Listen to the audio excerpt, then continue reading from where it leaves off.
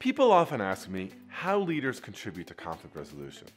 If you're a leader in any way, perhaps you're a manager at work, perhaps you coach your daughter's softball team, maybe you're the matriarch of the family or a newly elected president of the Friends of the Public Library.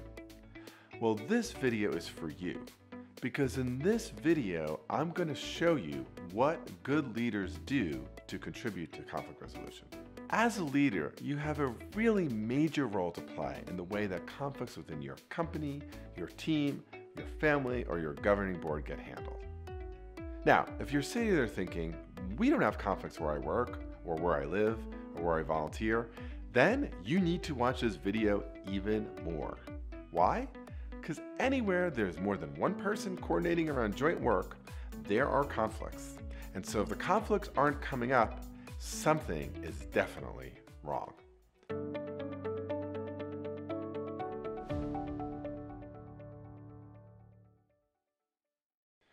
I'm Bob Bordone. I'm the founder and principal of the Cambridge Negotiation Institute.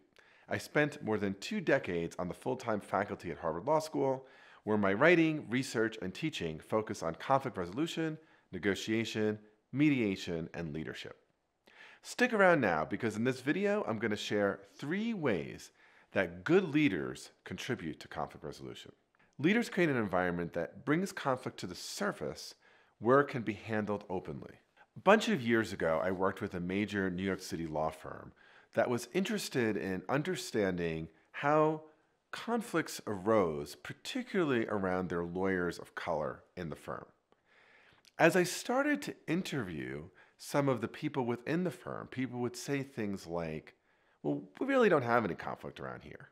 And for me, this was very concerning, because an organization that doesn't think it has any conflict is typically an organization that has a lot of problems. The challenge within an organization is not getting rid of conflict. It's actually around surfacing conflict so that it can be used in a dynamic and productive way to make an organization run well. So there's a lot of research around this idea of creating a space of psychological safety. Amy Edmondson at the Harvard Business School has written about this extensively. Let me give you an example of another situation where the failure to surface conflict had really disastrous consequences. So those of you who are old enough will probably remember this, but in the late 1980s, specifically in 1986, the United States had decided it was going to send the first civilian to space. Krista McAuliffe was a high school teacher chosen to be the first civilian in space. And during the height of the Cold War, this was a particularly exciting thing. In the days leading up to the launch, the weather in Florida was extremely cold, and engineers at both NASA and at a company called Morton Thiokol that had designed the rockets that were a part of the space shuttle had some concerns that a seal called an O-ring would actually unseal in cold weather. The day before the decision to launch the shuttle, engineers at Morton Thiokol and NASA met. It was an extremely contentious meeting. There was no listening involved.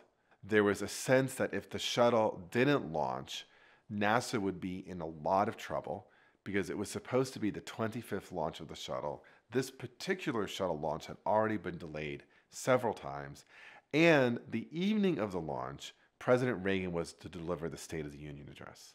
Even though there was evidence in front of these engineers that there had never been a successful launch in weather below 43 degrees, a decision was made to launch that shuttle when it was going to be 28 degrees the next morning. Tragically, the shuttle blew up a minute into launch. The problem here was that conflict was not surfaced in a productive way, and instead, groupthink ruled the day. So dissenting viewpoints were not given an opportunity to speak. Second, leaders provide the training and support for members of their team to handle conflict well. So, truth of the matter is, right, conflict is uncomfortable. But what's interesting to me is that leaders often don't give their team members the skills and support that they need to actually handle it well. One thing we know for sure is that conflict resolution skills are teachable and are learnable. We also know that there are all sorts of processes and systems for handling conflict effectively. So not providing that level of training and support reduces the likelihood that the organization will be able to actually handle conflict well. Third, leaders actually model skills of conflict resolution. Some years ago, I was working with an organization whose work was actually around good communication. Strikingly, however, within the organization, there was an enormous amount of internal conflict. Much of this came from the leader themselves. The person engaged in passive-aggressive and avoidant behavior. Over time, that passive-aggressive and avoidant behavior caused the staff to become more and more opposed to the leader, to the executive director of this organization. This led to lots of resignations, work stoppages, and by the time I came on board, the organization was in an absolute free fall. So you have to do a lot more than talk the talk. Good leaders have to walk the walk as well. Leaders play a critical role in promoting effective conflict resolution by the way in which they lead. And when they fail to do this, the organization suffers greatly. So as part of modeling good conflict resolution skills, one thing a leader might think about doing is appointing a red team. So what is a red team? A red team is simply a set of people within the organization whose job it is to kind of criticize the prevailing ideas that others are coming up with. In fact, they are even told to come up with objections to or concerns about or alternate viewpoints to the ideas of the leader. The advantage of a red team is by making that team's role to play almost an oppositional, a constructive oppositional role, it takes away the kind of pressure to bring up opposing views and then feel like you are disagreeing with your leader in some way. So let's recap. There are 3 things that good leaders do to promote good conflict resolution. First, within their organization, they will set a tone and attitude toward conflict and conflict resolution that allows conflicts to surface and be dealt with in a productive way.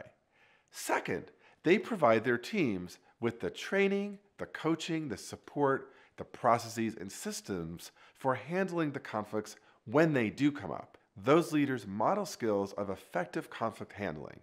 They do this by being open, by encouraging different viewpoints, and by appointing red teams. They reward those who raise differences instead of punishing them.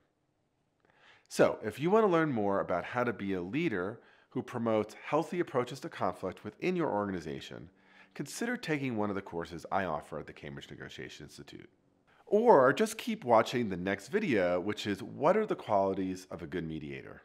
Of course, don't forget to like, subscribe, and hit the button. I'm Bob Bordone. Thanks for watching, and let's keep negotiating together. Are you a cruddy mediator? Here's how to be a good one.